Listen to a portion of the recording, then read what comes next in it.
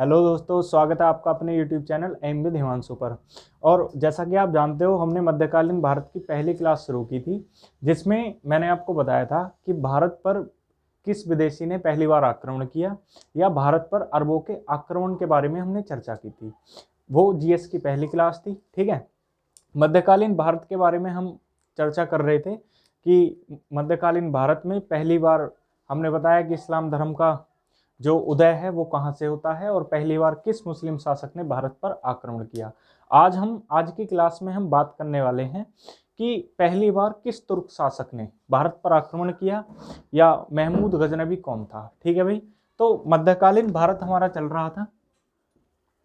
मध्यकालीन भारत यानी कि मेडिविजुअल हिस्ट्री की हम बात कर रहे हैं यहाँ पे। तो गजनी कौन था और उसने कब सोमनाथ के मंदिर को लूटा, इस बारे में आज हम डिटेल चर्चा करेंगे इस वीडियो में। ठीक है, तो देखो भाई, मध्य एशिया में एक वंश था जिसका नाम था गजनी या यामनी वंश। मध्य एशिया में एक वंश था जिसका नाम था गजनी या यामनी वंश। अगर मैं प्रेजेंट की बात करूं तो प्रेजेंट इसे अफगानिस्तान कहा जाता है। प्रेजेंट में इसे क्या कहा जाता है भाई? अफगानिस्तान। इस वंश का शासक अल्पतगीन था, या इसका संस्थापक भी किसे कहा जाता है? अल्पतगीन को। अल्पतगीन का एक स्लेव हुआ करता था, एक गुलाम, जिसका नाम था सुबुक्तगीन। अल्पतगीन के बाद में सुबुक्तगीन इस साम्राज्य का जो शासक है वो बना, और सुबुक्तगीन के बाद इसका पुत्र महमूद गजनबी यामनी वंश या गजनी वंश का शासक बना। ठीक है, महमूद गजनबी ने भारत पर 1000 ईस्वी से 1027 ईस्वी तक भारत पर 17 आक्रमण किए।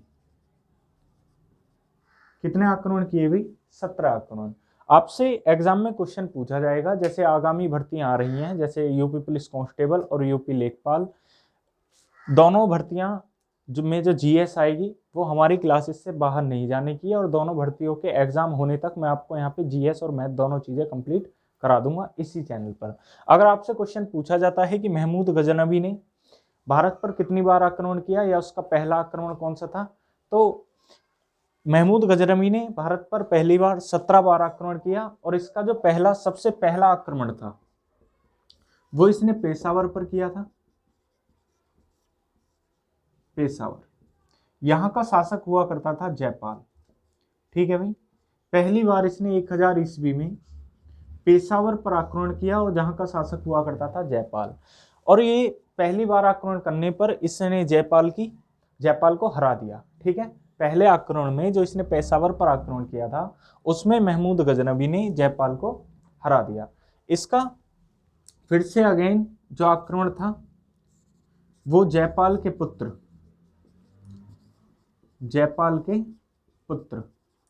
आनंदपाल पर था। फिर से इसने जयपाल के पुत्र आनंदपाल पर आक्रमण किया। अगर आपसे सन पूछता है तो 1008 ईस्वी में 1006 ईस्वी में महमूद गजनबी ने हिमाचल प्रदेश के प्रसिद्ध मंदिर नगरकोट पर आक्रमण किया। हिमाचल प्रदेश के प्रसिद्ध एक मंदिर है जो नगरकोट का मंदिर कहा जाता है, उस पर इसने आक्रमण किया, और ये लूट करके अपने साम्राज्य में लौट गया। ठीक है, फिर से इसने दोबारा से आया, और 1008 ईस्वी में जयपाल के पुत्र आनंदपाल पर इसने आक्रमण किया, और फिर से इसने 1012 ईस्वी में मथुरा उज्जैन के मंदिरों पर आक्रमण किया, और इसने मथुरा में श्री कृष्ण भगवान की मूर्ति को तोड़ा। ठीक है, तो मूर्ति तोड़ने के कारण इसे क्या कहा गया अभी? मूर्ति भंजक या वैथलेहम। अगर आपसे क्वेश्चन पूछा जाता है कि बताइए भारतीय इतिहास में किसे मूर्ति भंजक या किसे वेथलेहम कहा जाता है, तो आपका आंसर होगा महमूद गजनबी। महमूद गजनबी ने पहली बार 1006 ईस्वी में हिमाचल प्रदेश के मंदिर पर आक्रमण किया, फिर से दोबारा कर मथुरा और उज्जैन के मंदिरों पर आक्रमण किया, और जो इसका फेमस आक्रमण कहा जाता है वो है आपका 1025 ईस्वी में। 1025 ईस्वी में इसका 16वां आक्रमण जो था आपका सोमनाथ के मंदिर पर, सोमनाथ के मंदिर पर। ऐसा कहा जाता है इतिहासकारों द्वारा कि इसने सोमनाथ के मंदिर से 20 लाख दिनार लूटी थी। और अगर आपसे पूछ लिया जाए कि सोमनाथ का मंदिर किस राज्य में स्थित है, तो ये गुजरात में स्थित है। उस समय इसे सौराष्ट्र कहा जाता था, ठीक है। और अगर आपसे पूछ लिया जाए कि सोमनाथ का मंदिर किस देवता को समर्पित है, ये बहुत ज्यादा फेमस क्वेश्चन है कॉम्पिटेटिव एग्जाम्स की दृष्टि से, ठीक है, कि सोमनाथ का मंदिर किस देवता को समर्पित है, तो सोमनाथ का जो मंदिर है वो शिव जी को समर्पित है, ठीक है भाई, शिव जी को। इसके बाद जब ये हमला करके सोमनाथ के मंदिर को लूट करके वापस जा रहा था, तो इस पर जाटों ने हमला कर दिया। एक खोकर जनजाति हुआ करती थी और खोकर जनजाति के जाटों ने इस पर हमला कर दिया और इससे कुछ संपत्ति को लूट लिया। तो इसका आखिरी जो आक्रमण था वो सिंध के जाटों के विरुद्ध था, सिंध के जाटों के विरुद्ध। आप इसका स्क्रीनशॉट ले सकते हैं, इसके आगे चलते हैं, ठीक है भाई। देखो, अगर आपसे क्वेश्चन पूछा जाता है कि मूर्ति भंजक या बैतलेहम किसे कहा जाता है, तो आपका आंसर होगा महमूद गजनबी, ठीक है भाई। जो पहली बार इसने गाजी और खलीफा की उपाधि धारण की, गाजी और सुल्तान। अगर आपसे क्वेश्चन पूछा जाता है कि बताइए इतिहास में सबसे पहला शासक कौन सा था जिसने गाजी और सुल्तान की उपाधि धारण की थी, तो गाजी और सुल्तान की उपाधि धारण करने वाला एकमात्र शासक कौन था भाई, पहला महमूद गजनवी, ठीक है भाई। इसके शासनकाल में जो कई साहित्यकार भारत आए, जैसे फेमस साहित्यकार था अलबरूनी। अलबरूनी की प्रसिद्ध पुस्तक थी तहकीक ए हिंद, तहकीक ए हिंद, जो भारतीय राजनीति पर आधारित थी। अलबरूनी एक फारसी भाषा का लेखक था, यानी कि पर्शियन लैंग्वेज। और तहकीक हिंद से अगर आपसे क्वेश्चन पूछा जाता है, ये भी फारसी भाषा में इसने लिखी थी। अगर इसका हिंदी अनुवाद आपसे पूछ लेता है कि भी इसको हिंदी में ट्रांसलेट किसने किया, हिंदी में ट्रांसलेट किसने किया, तो आपका आंसर होगा रजनीकांत शर्मा। अगर आपसे इसमें पूछ लेता है कि भी इसका इंग्लिश में ट्रांसलेशन किसने किया, तो आपका आंसर क्या होगा, एडवर्ड सी सच्चाऊ ने। ये क्वेश्चन पूछे जा चुके हैं कि तहकीक हिंद जो पुस्तक है उसका इंग्लिश में ट्रांसलेशन किसने किया या हिंदी में ट्रांसलेशन किसने किया।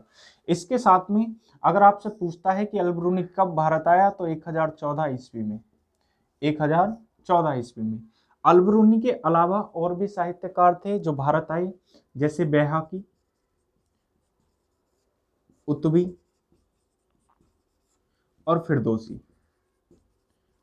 अगर इनकी किताबों के बारे में पूछ लेता है, बैहाकी और उत्बी और फिरदौसी ने कौन कौन सी किताबें लिखी, तो बैहाकी की एक प्रसिद्ध पुस्तक थी जिसका नाम था तहकीक ए सुबुकदीन, तहकीक ए सुबुकदीन। अगर उत्बी के बारे में पूछ लेता है कि भी उत्बी की प्रसिद्ध पुस्तक का नाम क्या था, तो उत्बी की प्रसिद्ध पुस्तक थी चचनामा। यह आपसे पूछ लेता है कि चचनामा किसकी फेमस बुक है, यह पूछा गया क्वेश्चन है, तो चचनामा किसकी फेमस बुक है, उत्बी की। फिरदौसी ने कौन सी वाली पुस्तक लिखी थी, शाहनामा। ये सारी की सारी पुस्तकें जो हैं वो फारसी भाषा में लिखी गई थी, ठीक है। और तहकीक हिंद भारतीय राजनीति पर आधारित है, ठीक है भाई। और बैहाकी, उत्बी और फिरदौसी भी महमूद गजनबी के काल में ही भारत आए थे, ठीक है। इसके अलावा महमूद गजनबी से क्वेश्चन पूछ लिया जाता है कि बताइए जो सोमनाथ का मंदिर था, सोमनाथ का मंदिर, जब इसने सोमनाथ के मंदिर पर आक्रमण किया तो उस समय वहां का शासक कौन था, तो सोमनाथ के मंदिर पर आक्रमण करने के समय वहां का शासक चालुक्य वंश, का शासक भीम प्रथम था। और सोमनाथ के मंदिर से क्वेश्चन पूछ लिया जाता है कि बताइए सोमनाथ के मंदिर को पहली बार पत्थरों द्वारा निर्मित किसने कराया था? तो उसका भी आंसर क्या होगा आपका? भीम प्रथम ने इसे पहली बार पत्थरों से निर्मित कराया था। ठीक है भाई, सोमनाथ के मंदिर से। और इसका जो अंतिम आक्रमण था, 17वां आक्रमण महमूद गजनबी का, 17वां आक्रमण, ये सिंध के जाटों के खिलाफ था, सिंध के जाटों के खिलाफ। ठीक है, इसके बाद 1030 ईस्वी में इसकी मृत्यु हो गई।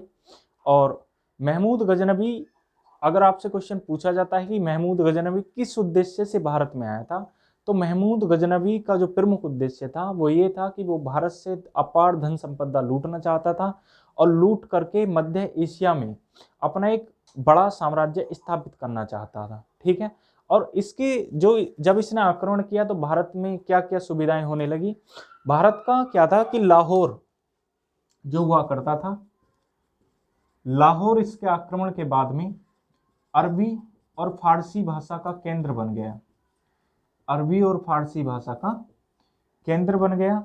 जो मुस्लिम व्यापारी थे उनका आना जाना भारत में ज़्यादा हो गया और इसके आक्रमण के बाद भारत में इस्लाम धर्म का प्रचार प्रसार बहुत ज़्यादा मात्रा में होने लगा, इस्लाम धर्म का प्रचार प्रसार होने लगा। ठीक है भाई, तो ये था महमूद गजनवी के बारे में संक्षिप्त विवरण। अगर आपको एसएससी, यूपी पुलिस कांस्टेबल या यूपी लेखपाल किसी भी एग्जाम्स की तैयारी अगर आप हमारे चैनल से कर रहे हैं तो ये मैं गारंटी के साथ कह सकता हूँ कि जीएस हमारे चैनल से बाहर नहीं जाएगी। ठीक है, अगर आपको वीडियो अच्छी लगती है तो चैनल को सब्सक्राइब करें, वीडियो को लाइक करें और कमेंट में बताएं कि आपको वीडियो कैसी लगी। धन्यवाद।